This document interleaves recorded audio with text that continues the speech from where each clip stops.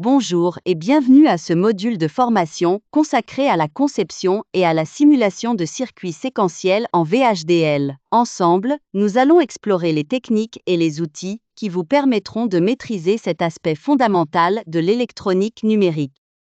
Fixons nos objectifs d'apprentissage pour cette session. L'ambition est double. D'une part, acquérir une compréhension solide des fondements des circuits séquentiels et d'autre part, maîtriser les outils de description en VHDL pour les implémenter concrètement. Commençons par les concepts fondamentaux. À la différence d'un circuit combinatoire, un circuit séquentiel possède une mémoire des états passés.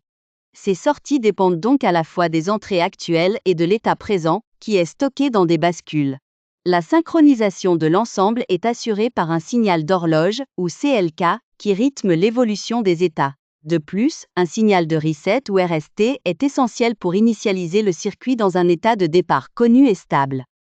Pour traduire ces concepts en VHDL, l'outil principal est le process. Cette structure de code est véritablement le cœur de la description des circuits à mémoire, car c'est à l'intérieur d'un process que l'on va définir le comportement séquentiel de notre circuit.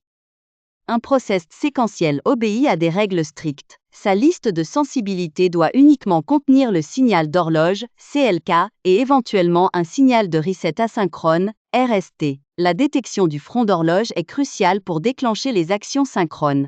On peut utiliser la syntaxe standard CLK-Deviant and ZLK1 pour un front montant, mais la syntaxe recommandée ReZH-ZLK est bien plus lisible et robuste pour cette tâche.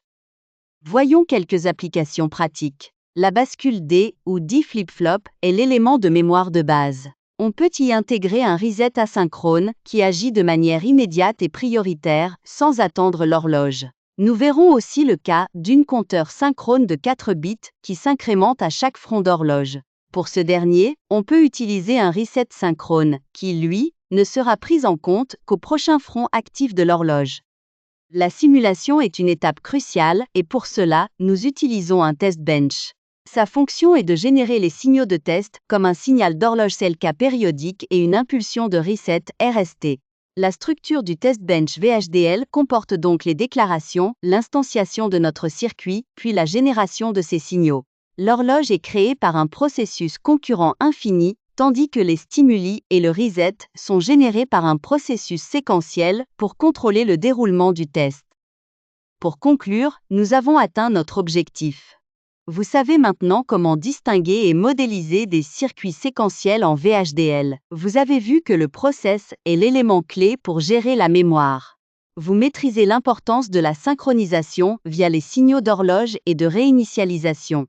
Enfin, vous êtes capable de concevoir des bancs de tests robustes pour valider le fonctionnement de vos circuits avant toute implémentation matérielle.